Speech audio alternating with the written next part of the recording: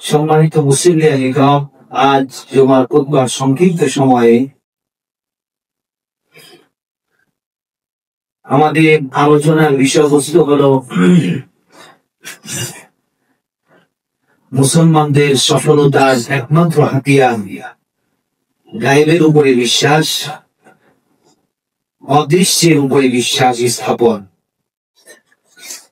এ সম্পর্কে এক গবেষণামূলক বর্ণনা আপনাদের সামনে পেশ করব ইনশাআল্লাহ তাআলা। সূরাতুল বাকারার একবারে শুরু দিকেই মুত্তাকিদের পরিচয় তুলে ধরার জন্য আল্লাহ বললেন, মুত্তাকি হতে গেলে, পরহেজগার হতে গেলে প্রথম নাম্বার যে বিষয়টা তোমাকে অতীব জরুরি ভাবে বিশ্বাস স্থাপন করতে হবে তা হলো ইউমিনুনা বিল গায়ব, গায়েবের উপরে বিশ্বাস স্থাপন, অদৃশ্যের উপরে বিশ্বাস স্থাপন। এই বস্তুবাদী দুনিয়ায় মানুষ যা কিছু দেখে, যা সচক্ষে দেখা যায়, যার ফলাফল সচক্ষে দেখা যায়, পাওয়া যায়, এগুলোই মানুষ বিশ্বাস স্থাপন করে, এগুলোর পিছনেই মানুষ ছুটে এবং এগুলোকে সফলতার হাতিয়ার মনে করে। যেহেতু চাক্ষুষ সে দেখছে, এটা হলো বস্তুবাদী দুনিয়ার মানুষদের কালচার এবং মানুষদের রীতি। এবং মানুষ মনে করে এই জিনিসটা করলে এই জিনিস হবে, এটা করলে এটা হবে, এই পথে গেলেই আমি এই বিষয়ে অর্জন করতে পারবো। কিন্তু ইসলামী দর্শন হলো সমস্ত কিছুর পিছনে একজনের অদৃশ্য শক্তি রয়েছে, তার নাম হলো মহান আল্লাহ রাব্বুল আলামিনের শক্তি। এটাকে বিশ্বাস স্থাপনের নাম হলো ঈমান বিল গায়ব। এবং আল্লাহ তাআলা ঈমান বিল গায়ব, গায়েবের উপর বিশ্বাস স্থাপন, অদৃশ্যের উপরে আমাদের ইয়াকিনকে এমন লেভেলে দিয়েছে। পবিত্র কোরআনের মধ্যে যে লেভেলকে বলা হয়েছে ইলমুল ইয়াকিন, অর্থাৎ তোমাকে গায়েবের উপরে বিশ্বাস স্থাপন করতে হবে এমন ভাবে যেন তুমি স্বচক্ষে দেখে এসেছো। একটা মানুষ স্বচক্ষে দেখলে তার যে পরিমাণ বিশ্বাস স্থাপন হওয়া দরকার, একটা মানুষ পরিবর্তন মুমিন হওয়ার জন্য আল্লাহ রাব্বুল আলামিনের শক্তি ও অদৃশ্যের উপরে, গায়েবের উপরে যে চোখে দেখা বস্তুর মতোই বিশ্বাস স্থাপন করার নাম হলো ইলমুল ইয়াকিন। এই লেভেলে আমাদেরকে গায়েবের উপরে বিশ্বাস স্থাপন করতে বলা হয়েছে। সমস্ত কিছু হয় একমাত্র আল্লাহ রাব্বুল আলামিনের পক্ষ থেকে। এই বিষয়টা দিনের মধ্যে বলতে উঠবার। যেমন একজন ব্যক্তি জানলো এ কথা যে আগুনে হাত দিয়ে হাত পুড়ে যায়, এটা একজন মানুষের বিশ্বাস। আরেকজন ব্যক্তি সরাসরি আগুনে হাত দিয়ে হাত পুড়ে ফেললে, তাহলে একজন জানলো, আরেকজন সরাসরি ওই কাজে লিপ্ত হয়ে গেল। তারপরে আমার জানা আর তার অনুভূতি এটা জীবনে একরকম হবে না, তার বিশ্বাসটা হবে আরো দৃঢ়। ঠিক তেমনি ভাবে যখন এক সময় মিডিয়ার যুগ ছিল না, তখন মানুষ একসময় জানতো মক্কা মদিনা আছে, মানুষ হজ করতে যায়। ঠিক সেই সময় মানুষের জানা আরেকটা মানুষ সরাসরি মক্কা মদিনা জিয়ারত করে এসেছে, তাদের দুইজনের অনুভূতি কোনোদিন একরকম হবে না। একজনে জানলো, আরেকজন সরাসরি সেখানে গিয়েছে। তো সরাসরি দেখলে যে পরিমাণ বিশ্বাস স্থাপন হয়, সরাসরি দেখলে যে পরিমাণ ধারণা বদ্ধমূল হয়, আল্লাহ রাব্বুল আলামিন আমাদেরকে গায়েবের উপর বিশ্বাস স্থাপন এমন ভাবে করতে বলেছেন যেমন তুমি সরাসরি দেখে আসছে। সরাসরি তুমি জান্নাত দেখেছো, সরাসরি জাহান্নাম দেখেছো, সরাসরি কিয়ামত দেখেছো, সরাসরি আল্লাহ রাব্বুল আলামিনের সাহায্য দেখেছো। এই লেভেলে বিশ্বাস স্থাপন আমাদেরকে করতে বলা হয়েছে। এই ইয়াকিন, তাহলে সে মুমিন। মোহতারাম উপস্থিতি, এর জন্য পবিত্র কোরআনুল কারীমে আল্লাহ তাআলা যে আমাদেরকে কিয়ামতের বর্ণনাগুলো দিয়েছেন, 30 নম্বর পারার মধ্যে সব বর্ণনাগুলোর সিগা, সব বর্ণনাগুলো আল্লাহ তাআলা উল্লেখ করতে গিয়ে যে শব্দ ব্যবহার করেছেন, শব্দগুলো হলো অতীতের সময়, ভবিষ্যৎ এবং অতীত। এই দুই জিনিসের মধ্যে অতীত আমাদের কাছে বেশি নিশ্চিত, কেননা অতীত সংঘটিত হয়ে গিয়েছে, আর ভবিষ্যৎ আমাদের কাছে এটা অনিশ্চিত। অতীত বেশি নিশ্চিত। এই জন্য আল্লাহ তাআলা কিয়ামতের বিষয়গুলো বর্ণনা করতে গিয়ে বলেন, ইদা শামসু কুবিরাত, যখন সূর্য আলোহীন হয়ে গেল। কেমন জানি তুমি এটা ভাবো যে কিয়ামত হয়ে গেছে, সূর্য আলোহীন হয়ে গেছে। ওয়াইদান নুজুমুন কাদারাত, যখন তারকাগুলো ঘষে ঘষে পড়তে লাগলো, সব অতীতের শব্দ, অতীতের সেইটা হয়ে গেল। ওয়াইদাল জিবালু সুইরাত, পাহাড়গুলো যখন তুলার ন্যায় চলা শুরু করলো, অতীতের স্বপ্ন। ওয়াইদাল ইশার উমজিলাত, মানুষ বড় বড় ধন দৌলত, গাড়ি বাড়ি, দামি দামি মূর্তি, এগুলাকে মানুষ যখন ছেড়ে দিল, ওয়াইদাল মুরুনশু হুশিরাত, বন্য হিংস্র প্রাণীগুলো সব যখন একত্রিত হলো। ওয়াইদাল বিহারু সুজ্জিরাত, যখন সমুদ্রের নিচ থেকে ঢেউ মুখে উঠলো। ওয়াইদান নুফুসু যুফিজাত, মানুষগুলো সব যখন মাটি থেকে একত্রিত হতে শুরু করলো। আল্লাহ তাআলা কিয়ামতের বিষয়গুলো এমন ভাবে আমাদের সাথে উল্লেখ করেছেন, কেমন জানি হয়ে গেছে। এটাকে নিশ্চিত ভাবে আমাদেরকে মধ্যমন করার জন্য, নিশ্চিত ভাবে আমাদেরকে ইলমুল ইয়াকিনের লেভেলে আমাদের ধারণাগুলো পৌঁছানোর জন্য বলেছে। এমন ভাবে গায়ের উপরে বিশ্বাস স্থাপন করো কেমন যেন কিয়ামত হয়ে গেছে, আর তুমি দেখতে পাচ্ছ। এতে কেমন ভাবে দিনের মধ্যে জায়গা দাও যে আসমান ফেটে গিয়েছে, তারাগুলো ঘষে পড়লো। আল্লাহ অতীতের শব্দ ব্যবহার করলে ঠিক তেমনি আপনি যদি সূরা ইনফিতার দেখেন, সূরা ইনফিতারের মতো ইদাস সামাউল ফাতারাত, যখন আসমান ফেটে গেল। ওয়াইদাল কাওয়াকিবু তাআরাত, যখন নাকি এই তারকাগুলো নিমু করে বসে বসে পড়তে লাগলো। ওয়াইদাল বিহারু ফুজিরাত, যখন সমুদ্র ফুলকাল হয়ে উঠলো। ওয়াইদাল কুবুর মুসরাত, কবরগুলো যখন তার ভিতরে যে লাশগুলো আছে এগুলোকে বের করে দিল। আলিমাত নাফসুম মা কদ্দামাত ওয়া আখারাত, মানুষ ওই দিন জানতে লাগলো সে কি আগে প্রেরণ করেছে আর কি সে প্রেরণ করে নাই। মানুষ যখন সবকিছু জানতে শুরু করলো, এখানেও শব্দগুলো অতীতের শব্দ। অর্থাৎ এরকম কোরআনে বহু জায়গা হয়েছে যেখানে গায়েবের বিষয়গুলো উল্লেখ করতে গিয়ে আল্লাহ তাআলা অতীতের শব্দ উল্লেখ করে আমাদের বুঝিয়েছেন এটা হবেই হবে নিশ্চিত। কেমন যেন হয়ে গেছে, কেমন যেন হয়ে গেছে। তুমি এমন ভাবে গায়েবের উপরে ইনকারকে নিয়ে নির্দেশ ভাবে ইনকারকে তুমি স্থাপন করো। আমরা যখন গায়েবের উপরে আমাদের পরিপূর্ণ বিশ্বাস ভাঙবে না, গায়েবের উপরে আমাদের যখন পরিপূর্ণ ভাবে আল্লাহর উপরে ইয়াকিন আর ভরসা থাকবে না, তখন আমি মনে করবো ওহো আমাকে তো তাইলে এই বিষয়টা করতে গেলে এই বিষয়টা করতে হবে। আমি আগে আল্লাহর দিকে ছুটবো না, আল্লাহর উপরে আস্থা অর্জন করতে পারবো না। আমাকে মনে করতে হবে, আমি যখন আল্লাহর উপরে ইয়াকিন থাকবে না তখন মনে করতে হবে ও আচ্ছা আমাকে ক্ষমতায় যেতে গেলে আমাকে মনে হয় পূজা মণ্ডপে গিয়ে আমার ইমানটা হরণ করে দিতে হবে। এই লাইন ছাড়া আমার মনে হয় অন্য কোনো উপায় নেই, এই আমি ভুল পাবো না। সাহাবায়ে কেরাম কি আপনি ক্ষমতায় গিয়েছেন? সুলাইমান দাউদ আলাইহিস সালাম কিভাবে গিয়েছেন?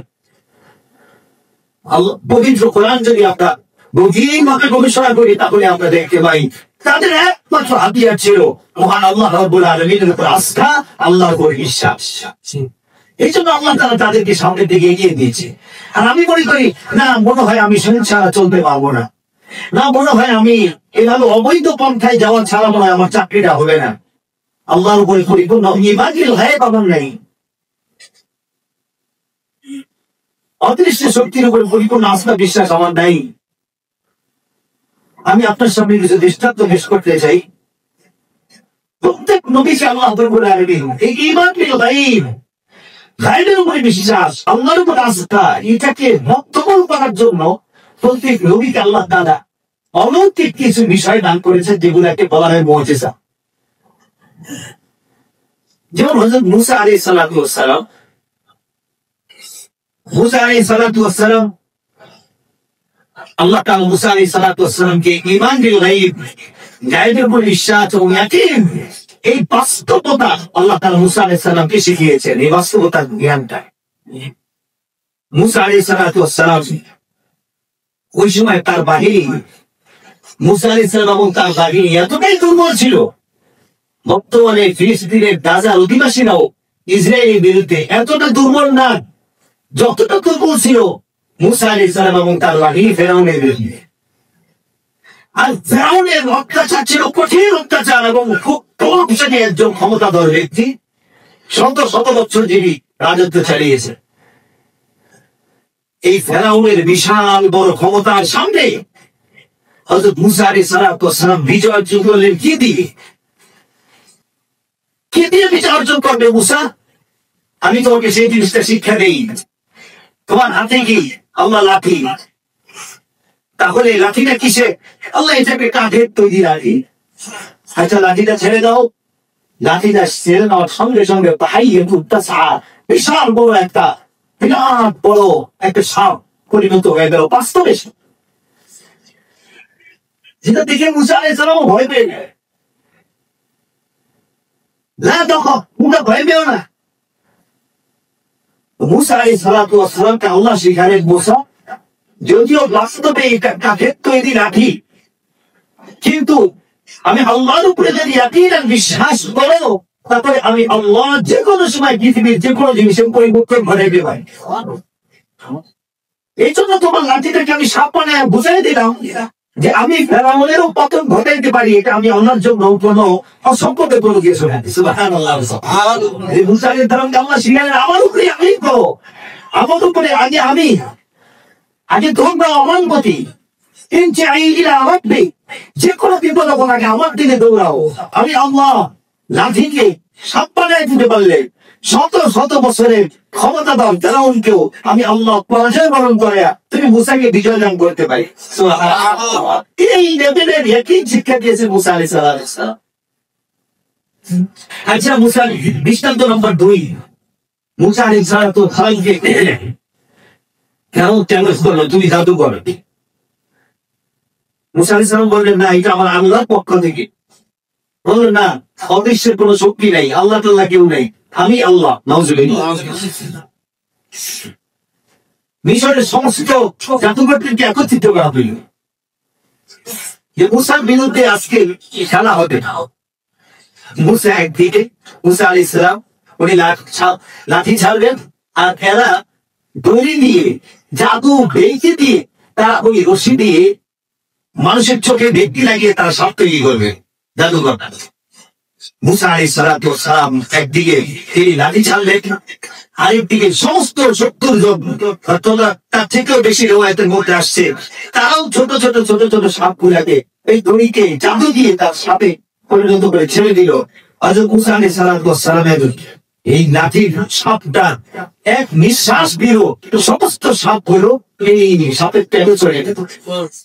তারা চিন্তা করতে লাগতো, আমাদের যেই লেভেলের জাদু বেইটের সাপ, আর দেখতেছি মুসার সাপটা এরকম কোন জাতক সাপ না, বাস্তবের সাপ। কাজেই এটার পিছনে নিশ্চয়ই অদৃশ্য কোন শক্তি রয়েছে, সেটা হলো মুসার রবের শক্তি। আমরা সাথে সাথে ঈমান গ্রহণ করলাম এবং সঙ্গে সঙ্গে সিজদায় পড়ে গেলাম। আল্লাহ দেখিয়ে দিলেন, আমি আল্লাহ যদি চাই তাহলে কাঠের বস্তুকেও সাপ বানাইতে পারি, আমি আল্লাহ যদি চাই পৃথিবীর যে কোনো অসম্ভবকে সম্ভব করতে পারি। এটা প্রত্যেক ভূমিকা আল্লাহ তাআলা এই লেভেলের একই চিন্তা দিয়েছে। উম্মতকে শিখাও, উম্মতকে শিখাও, আগে আমি আল্লাহর শক্তি, আগে আমি আল্লাহর শক্তি, আমি আল্লাহর প্রতি আগে আস্থা এবং বিশ্বাস, এটা আমি ঈমান হয়ে গিয়ে। হযরত ইব্রাহিম আলাইহিস সালামকে আগুনে ফেলে দেওয়া বলে, জ্বলন্ত ধ্বংস করা আগুন এত উত্তপ্ত, জমিনের উপরে গিয়ে ওই আগুনের উপর দিয়ে একটা পাখি উড়ে গেলে পাখি পর্যন্ত পুড়ে এটা কামাল হয়ে নিচে পড়ে যেত, এত উত্তাপ। সেই আগুনের মধ্যে হযরত ইব্রাহিম আলাইহিস সালামকে তারা কাছে আসতে পারছে না, দূর থেকে চরকা দিয়ে নিক্ষেপ করে ইব্রাহিম আলাইহিস সালামকে আগুনের মধ্যে ফেলে দিয়ে আল্লাহ রাব্বুল আলামিন এত বড় জ্বলন্ত উত্তপ্ত আগুনকে নির্দেশ প্রদান করলেন, আমি ইব্রাহিমের জন্য তুমি শান্তি দাও, ঠান্ডা শীতল হয়ে যাও। ইব্রাহিম আলাইহিস সালামকে এটা শিখালেন যে দেখো, আমি আল্লাহ যদি আগুনকে তোমার জন্য এসির মতো ঠান্ডা বানিয়ে দিতে পারি, তাহলে আমি আল্লাহ নমরুদের পরাজয় আমি ঘটাতে পারি। এটা আমি আল্লাহর জন্য অসম্ভব। ঠিক হযরত ঈসা আলাইহিস সালাতু ওয়াস সালাম, উনি আল্লাহর আদেশে মৃত ব্যক্তি, বহু বছর আগে মারা গেছে, শত শত বছর আগে মারা গিয়েছে। এমন একজনের সামনে দাঁড়িয়ে যদি বলতে কোন এই দাঁড়াও, কোন দাঁড়াও, বিইজনিল্লাহ, আল্লাহর আদেশে সঙ্গে সঙ্গে মৃত ব্যক্তিরা কবর থেকে দাঁড়ায় যেত, ঈসা আলাইহিস সালামকে সালাম কর। কি যে একটা মুজিজা আল্লাহ ঈসা আলাইহিস সালামকে দিয়ে বুঝালেন যে তোমাকে এই যে তোমার কথায় আমি আল্লাহর আদেশে ব্যক্তিটা দাঁড়ালো, এর ভিতরে শিক্ষা হলো যে আমি আল্লাহ যদি এরকম অসম্ভব একটা জিনিসকে সম্ভব করতে পারি, বহু বছর পুরাতন একটা চিত্র শিল্প মাটি খেয়ে ফেলেছে যাকে, এরকম একজন ব্যক্তিকে যদি তোমার সামনে দাঁড় করিয়ে দিতে পারি, তাহলে আমি আল্লাহ কিয়ামতের দিন মানুষকে আবার পুনরায় জীবিত করতে পারবো। এটা ঈমানের গায়ব, উম্মতকে শিখাও।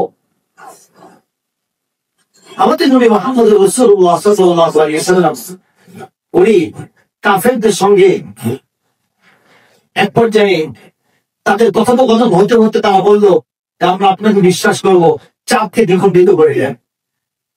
মক্কায় জাবালে আবি কুবাইস আছে, আপনারা দেখবেন মক্কার পাশে, হেরেমের পাশে জাবালে আবি কুবাইস, এই পাহাড়টার উপরে নবীজি চাপকে দ্বিখণ্ডিত করেছে। নবীজি আল্লাহর আদেশে হাতকে ইশারা করলেন, দুই চাপ দ্বিখণ্ডিত হয়ে পাহাড়ের এই পাশে এক পাশ, ওই পাশে আরেক পাশ চলে গেল। সমস্ত কাফেররা দেখলো, তাদের বদনসিব ঈমান আনলো না, কিন্তু আল্লাহ তাআলা মুহাম্মদ সাল্লাল্লাহু আলাইহি সাল্লামকে এই কথাটা ঈমান বিল গায়ব এবং ইয়াকিন, ইলমুল ইয়াকিন তথা এটা বক্তব্য করে দিলেন, মুহাম্মদ চিন্তার কারণ নেই, আমি আল্লাহ যদি এই চাপটাকে দ্বিখণ্ডিত করতে পারি, অসম্ভব একটা জিনিসকে সম্ভব করতে পারি, তারপরে আমি আল্লাহ তোমার দ্বীন এবং ইসলাম এটাকে পুরো পৃথিবীর মধ্যে ছড়িয়ে দিতে পারি। তা অসম্ভবের কোনো কিছু, সময়ের ব্যাপার। সুবহানাল্লাহ, সুবহানাল্লাহ। এটাও হলো ঈমান কি নেই, গায়বের উপর ঈমান। সমস্ত অসম্ভবকে সম্ভব করে দেওয়া একমাত্র আল্লাহ, এর নাম ঈমান নেই। আমার চাকরি হয় না, আগে আমি দৌড়াবো আল্লাহর কাছে। আমার ব্যবসায় ক্ষতি, আগে দৌড় দিব আল্লাহর কাছে।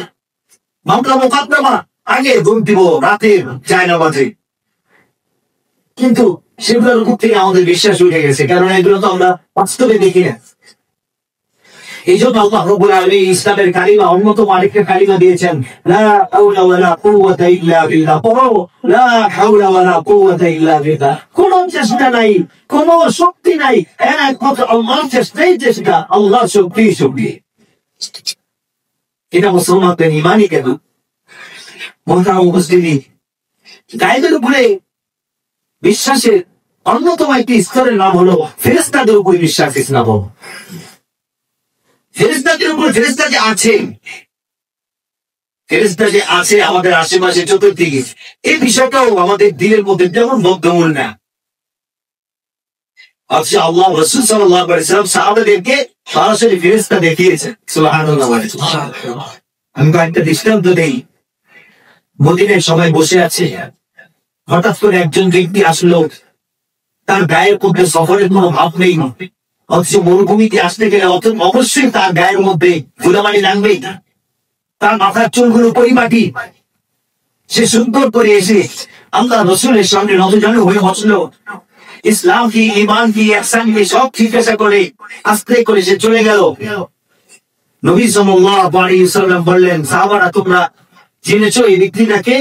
এই ব্যক্তিটা হলো জিবরাইল, এসেছেন তোমাদেরকে ইসলাম শেখানোর জন্য। সুবহানাল্লাহ। তাহলে সাহাবা একদম সরাসরি জিবরাইলকে দেখেছেন। খন্দকের যুদ্ধ থেকে নবী আসার পর নবী তার বাসার মধ্যে তরবারি রাখছেন, দৃষ্টান্ত নাম্বার 2, ফেরেশতাকে আছে। এমন তো অবস্থায় জিবরাইল আমিন এসে বলে, ইয়া রাসূলুল্লাহ আপনি তরবারি রাখছেন, পোশাক খুলে রাখছেন, আমরা তো এখনো খুলি নেই, কি হয়েছে? ওই যে বনু কাইনুকা, বনু নাসির দুইটা পুত্র আছে, এরা আপনার বিরুদ্ধে ষড়যন্ত্র করতেছে, আবার আক্রমণ করবে ইসলামের বিরুদ্ধে, চলেন এদের বিরুদ্ধে জিহাদ করতে হবে। জিবরাইল বলতেছে। আল্লাহ নবী সাহাবাদেরকে বললেন, সাহাবারা এখনো তোমাদের ঘরে ফেরার সুযোগ হয়নি, চলো। তারা আসতেছে মোকাবেলা করার জন্য, তাদেরকে প্রতিহত করতে হবে। আনাস রাদিয়াল্লাহু তাআলা বলেন, আমরা রওনা দিলাম, কিন্তু আমাদের বাহিনীর সামনে জিবরাইল আলাইহিস সালাতু ওয়াস সালামের ঘোড়ার পায়ের যে আঘাতে মাটিগুলো উঠতে লাগলো, আমরা সেটা সচক্ষে দেখছি। সুবহানাল্লাহ। জিবরাইল আলাইহিস সালাম তার বাহিনী নিয়ে সামনে যাচ্ছেন, আর তার পায়ের ঘুরে আওয়াজে যে ধুলাবালি উঠতেছে, আমরা এটা সচক্ষে দেখেছি। সাহাবায়ে কেরামের ফেরেশতাদের প্রতি ঈমান করলে বেড়েছিলেন। 3 নম্বর দৃষ্টান্ত, একজন সাহাবী ইন্তেকাল করলেন, সাদ ইবনে মুআজ রাদিয়াল্লাহু তাআলা আনহু। নবী সাল্লাল্লাহু আলাইহি ওয়াসাল্লাম তার জানাজায় যাওয়ার জন্য অনেক কষ্ট করে সামনের দিকে যাচ্ছিলেন। সাহাবায়ে কেরাম বললেন, ইয়া রাসূলুল্লাহ, আপনি এভাবে যাচ্ছেন কেন? নবীজি বললেন, আজকে সাদের জানাজায় আসমান হতে এত ফেরেশতা অবতীর্ণ হয়েছে, এত ফেরেশতা ইতিপূর্বে আর কোনোদিন অবতীর্ণ হয়নি। সরাসরি সাহাবাদের সামনে ফেরেশতা। হযরত জাবের রাদিয়াল্লাহু তাআলার পিতা ইন্তেকাল করেছেন। জাবের রাদিয়াল্লাহু তাআলা কাঁদতে লাগলেন। আল্লাহ নবীজি বললেন, জাবের কাঁদো কেন? ওই যে দেখো, তোমার পিতার লাশটা ফেরেশতারা চাদর দিয়ে ঢেকে রেখেছে। সরাসরি দেখেছে। বদরের যুদ্ধে একজন সাহাবী বলে, ইয়া রাসূলুল্লাহ, আমার সামনে কেউ নাই, একটা কাফের আছে। আমি সামনের দিকে এগিয়ে গেলাম, একটা আওয়াজ শুনতে পেলাম, আত্তে মিয়া হাইজু, এই হাইজু সামনের দিকে যাও। এই আওয়াজটা শুনতে পেলাম, আর দেখলাম কাফেরটা তামাশ করে মাটিতে পড়ে গেল, চটপট করতে করতে মারা গেল। নবীজি বললেন, এই হাইজু ঘোড়াটা ছিল জিবরাইলের ঘোড়া। জিবরাইল আলাইহিস সালাম সরাসরি তোমাদের পক্ষে জিহাদ করেছে, সচক্ষে দেখেছে। হামজা রাদিয়াল্লাহু তাআলা উহুদের প্রান্তরে শহীদ হয়েছেন, তার লাশ খুঁজে পাওয়া যাচ্ছে না। আল্লাহ নবী সাল্লাল্লাহু আলাইহি ওয়াসাল্লাম বললেন, হামজার লাশ ফেরেশতারা গোসল দেওয়ার জন্য আসমানে উঠিয়ে নিয়েছেন, কিছুক্ষণ পরে আসমান হতে নামাবেন। এটা বলতে না বলতে দেখে আসমানের ফেরেশতারা হামজা রাদিয়াল্লাহু তাআলার লাশকে আসমানে শুভ্র পানি দিয়ে গোসল দিয়ে জমিনের মধ্যে নিয়ে আসছে। আবার সচক্ষে দেখছে। তাদের ঈমান বিল গায়ব কিরকম ছিল? তারা সফলতা পেয়েছে, তারা পৃথিবীর রাজত্ব করেছেন, তাদেরকে আল্লাহ রাব্বুল আলামিন ওই স্তরে উঠিয়েছেন। এই লেভেলে ইয়াকিন থাকার কারণে যেমন আল্লাহই সম্মাই। সুবহানাল্লাহ। আমরা কিভাবে সফলতা অর্জন করব? আমরা গায়েবের প্রতি যে আমাদের বিশ্বাস আছে, এটা দৃষ্টান্ত, যেটা নমুনা আমরা কিভাবে পেশ করি? এখন আপনাকে আপনার সামনে পেশ করা হচ্ছে ঈমান বিল গায়বের প্রভাব, ঈমান বিল গায়বের প্রকাশ আমরা কিভাবে ঘটাবে। পৃথিবীর মধ্যে অন্যতম একটি টেকনোলজির নাম হলো আওয়াজ, সাউন্ড। এর মাধ্যমে আল্লাহ রাব্বুল আলামিন কোন বলে আওয়াজ করেছেন, মানুষ বেরিয়ে এসেছে। হযরত ইসরাফিল আলাইহিস সালাতু ওয়াস সালাম সিংহায় আওয়াজ দিলেন। আওয়াজের এত পাওয়ার, আওয়াজের টেকনোলজি, এর মাধ্যমে পুরা সমস্ত পৃথিবীর মানুষগুলো বেহুশ হয়ে তারা মারা যাবে। আরেকটা আওয়াজ দিলেন, এক আওয়াজে আবার পৃথিবীর মানুষগুলো জাগ্রত হয়। আওয়াজ আল্লাহ তাআলা পবিত্র কোরআনে বিভিন্ন জায়গায় জায়গায় বলেছেন, আমি তাদেরকে ধ্বংস করেছি সাইহাতান ওয়াহিদাতান, একটা আওয়াজে। আমার হাদিসের মধ্যে আসছে, কিয়ামতের আগে মুসলমানগণ এক এলাকা যাবে জিহাদ করার জন্য খ্রিস্টানদের বিরুদ্ধে। সেখানে গিয়ে তা আল্লাহু আকবার আওয়াজ দিলে, আওয়াজেই তাদের দেয়ালগুলো এবং রাজপ্রাসাদ গুলো ধসে ধসে পড়ে যাবে। শুধু মুসলমানদের আওয়াজ নয়, তারা উপস্থিতি, যে আওয়াজ পৃথিবীর সমস্ত অসম্ভবকে সম্ভব করে দিবে, যে আওয়াজ আমাদের ঈমান বিল গায়বকে প্রকাশ করে। হাদিসের মধ্যে আসছে সেই আওয়াজটার নাম হলো জিকরুল্লাহ, আল্লাহ জিকিরের আওয়াজ। সুবহানাল্লাহ। জিকরুল্লাহ, আল্লাহ জিকিরের আওয়াজ। কেন আমি জিকির করবো? কেন আমি আল্লাহর নাম মুখে উচ্চারণ করবো? এই জন্য করবো যে আমার গায়েবের প্রতি ঈমান আছে, বিশ্বাস আছে, এবং আমি সমস্ত কিছুর উল্টে আল্লাহকে মনে করি। আল্লাহ শক্তি, আল্লাহর উপর বিশ্বাস আমার আছে, এই জন্য আমি জিকির করি, আল্লাহর নাম বলি, এবং এর সাথে কাউকে আমি শরীক করি না। এই জন্য রাসূল সাল্লাল্লাহু আলাইহি ওয়াসাল্লাম বলেন, লিকুল্লি শাইইন সামালাতুন, প্রত্যেক জিনিসের একটা মরিচা আছে, সাকারাতুল কুলুবি যিকরুল্লাহ, আর তোমার কলবে যে মরিচা পড়ে সেটা রেত হলো, সেটা পরিষ্কার করার যন্ত্রই হলো জিকির, আল্লাহ তাআলার জিকির। হাদিসের মধ্যে আরো আসছে, আবু হুরায়রা রাদিয়াল্লাহু আনহু বলেন, আল্লাহ রাসূল বলেছেন, আল্লাহ তাআলা বলেন, আনা ইনদা যান্নি আবদি বি, আনা মা আবদি ইযা যাকারানি ওয়া তাহাররাকাত শাফাতাহু।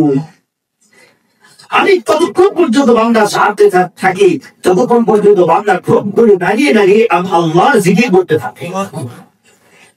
এই আওয়াজ মুসলমানদের অন্যতম একটা হাতিয়ার, সফলতার মাধ্যম। রাতে উঠে আওয়াজ দেওয়া, ভিতরে ভিতরে আওয়াজ করা, মনে মনে আল্লাহ রব্বুল আলামিনের জিকির করা। রাসূল সাল্লাল্লাহু আলাইহি ওয়াসাল্লাম খালি হাদিসে বলে, আলা উনাব্বিউকুম, আমি কি তোমাদেরকে সংবাদ দেব না, বিখাইরি আমালিকুম, সবচেয়ে উত্তম আমল কোনটি, ওয়াসিয়া ইনদা মালিকিকুম, তোমার মালিকের কাছে সবচেয়ে প্রথম পবিত্র, ওয়ারফাইহা ইনদা দারাজাতিকুম, তোমাদের মর্যাদা উপরে উঠায় কোন জিনিস। ইয়া রাসূলুল্লাহ বলেন, নবী বললেন, যিকরুল্লাহ বিবাদা কুল্লি সালাহ, প্রত্যেক নামাজের পরে জিকির করো। এটা গায়বের প্রতি বিশ্বাস ও আস্থা থেকে আমার এই জিকিরটা করতে হবে। চট করে দাঁড়িয়ে যাবো না, আগে আল্লাহ তাআলা কিছুক্ষণ জিকির হবে, এরপরে বাকি সালাত। যিকরুল্লাহ সফলতা অন্যতম হাতিয়ার। নবীজি আরো বলেন, মা আমালু আদম মিন আমালিন আনজা লাহু মিন আযাবিল্লাহি ইল্লা মিন যিকরিল্লাহ, পৃথিবীর মধ্যে আল্লাহর আযাব থেকে বাঁচার জন্য এমন কোন আমল নাই আল্লাহ জিকিরের মতো আমল। নবীজি আরো বলেন, কার ঈমানে লিপ্ত হবে, কার লা ইয়াযালু লিসানুকা রাতাবান মিন যিকরিল্লাহ, যার জবান সবসময় আল্লাহর জিকির দ্বারা তুলতে থাকে, তার মৃত্যু ঈমানের সাথে হবে। সুবহানাল্লাহ বলেন। নবীজি আরো বলেন, সুবহানাল্লাহি আলহামদুলিল্লাহ লা ইলাহা ইল্লাল্লাহ আল্লাহু আকবার আহাব্বু ইলাইয়া মিম্মা তালাআত আলাইহি শামসু, পৃথিবীর এবং পৃথিবীর মধ্যে যা কিছু আছে সব কিছুর চাইতে আমি আল্লাহর কাছে বাক্যগুলা অত্যাধিক বেশি প্রিয়। সুবহানাল্লাহ। হযরত জাকারিয়া আলাইহিস সালাম প্রায় 100 বছর মতো বয়স হয়ে গেল, ওনার স্ত্রীর এরকম বয়স, উনি মৃত্যুর আগে আল্লাহর কাছে সন্তান চাইলেন। আল্লাহ বললেন, ঠিক আছে, তোমার দোয়া কবুল করা হলো, জাকারিয়া তোমাকে সন্তান দেওয়া হবে।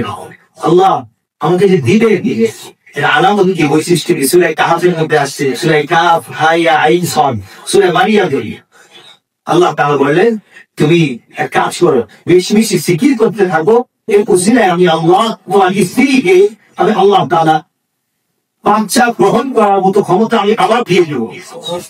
যদিও সে বলতে ছিল, অনেক বয়স হয়ে গেছিল, জিকিরের মাধ্যমে অসম্ভব আল্লাহ সম্ভব করেছে। মোটা উপস্থিতি, আপনার সামনে একটা তথ্য নেই, দুনিয়ায় প্রথম আসমান, প্রথম আসমানকে কি পরিমাণ উঁচা, এটা তো এখনো গবেষণাই আছে। প্রথম আসমানের নিচে হাজার হাজার গ্যালাক্সি রয়েছে, এক একটা গ্যালাক্সি পুরো পৃথিবীর মতো এত বড়। এই বিজ্ঞানীরা বলে, এক একটা গ্যালাক্সি থেকে আরেকটা গ্যালাক্সিতে যেতে দূরত্ব হলো 35,000 কোটি বছর। এক একটা গ্যালাক্সি থেকে আরেকটা গ্যালাক্সি পর্যন্ত যেতে সময় লাগবে 35,000 কোটি বছর। এটা বিজ্ঞানীরা বলেছে।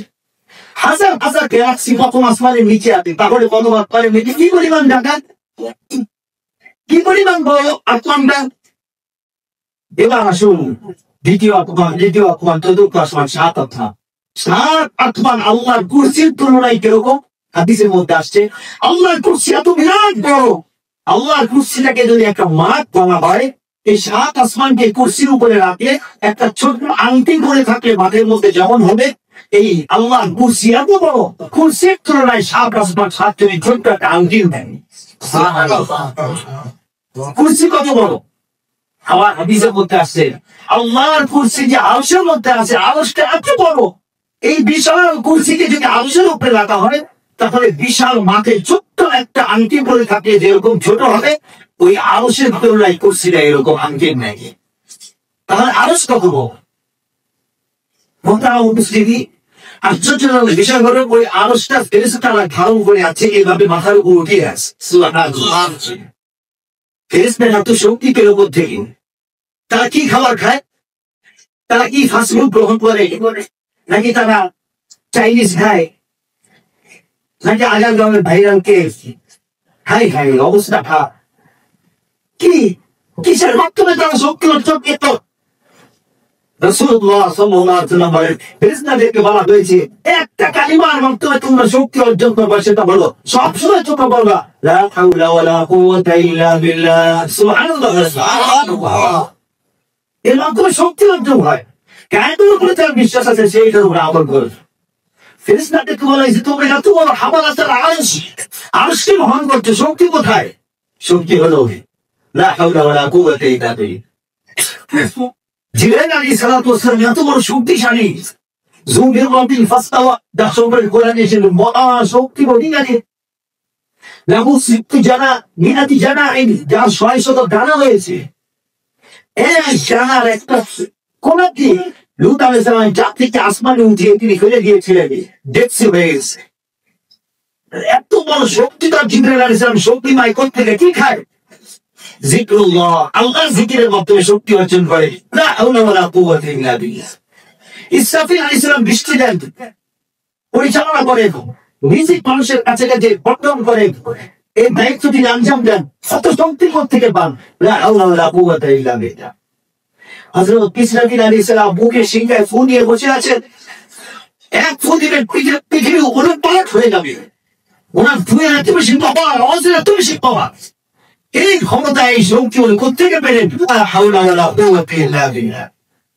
আজরাইল আলাইহিস সালাম এত বড় শক্তিধর একজন ক্ষমতাধর ফেরেশতা, এক সেকেন্ডে ওরা হাজার হাজার রূহ তিনি কবজ করে নিয়ে যেতে পারেন।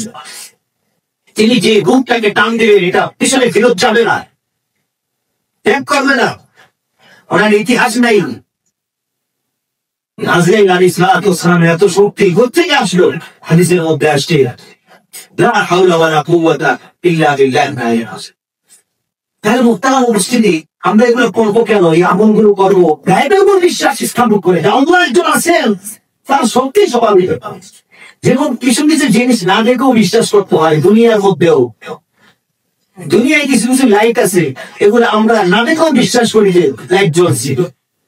ধরুন আপনি রুমে রিমোট কন্ট্রোল টিপ দেন না, রিমোটের মাথায় একটা লাইট আছে না, সেটা যখন টিপ দেন এটার লাইটের অদৃশ্য আলো গিয়ে ওইখানে চার্জ করে, ওই সময় তো একটা বাতি জ্বলে ওঠে। তাহলে এখানে একটা লাইট আছে, আপনাকে বিশ্বাস করতে হবে। এমন কিছু আওয়াজ আছে, এই আওয়াজ কুকুর ছাড়া কেউ শোনে না। কুকুরের শ্রবণ শক্তি মানুষের থেকে 10,000 গুণ বেশি। এই আওয়াজ আপনি শুনতে পাবেন। হাতির শ্রবণ শক্তি মানুষের থেকেও বেশি, যার কারণে হাতি এমন আওয়াজ শুনতে পায়, আপনি সেটা শুনতে পাবেন, বিশ্বাস করতে হবে। আর কুকুরের গ্রাম শক্তি বেশি, এটা মানুষের মধ্যে নেই। হাজার হাজার কুকুরের গ্রাম শক্তি বেশি, এই জন্য তাকে নিয়ে যায় যে এখানে বোমা আছে, এটা কি গ্রাম নাও? এই গ্রাম তো আপনার পাবেন।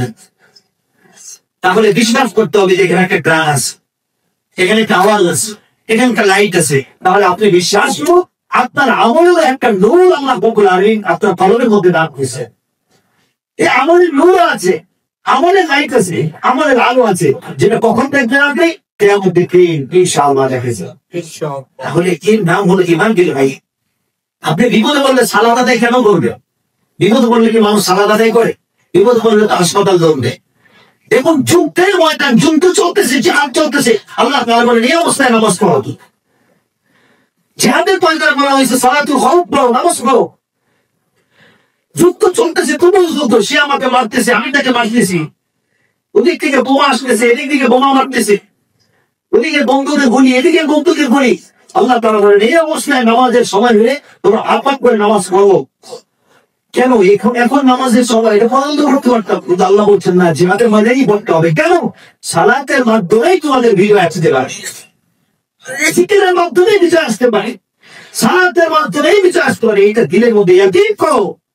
তোমার দুনিয়ার কোন কামিয়াবি বসের পিছনে দৌড়ে, টাকা দিয়ে, ঘুষ দিয়ে, সুখ দিয়ে এগুলার পিছনে আসবে না। এগুলো বস্তুবাদী দুনিয়াবাদীদের বিশ্বাস।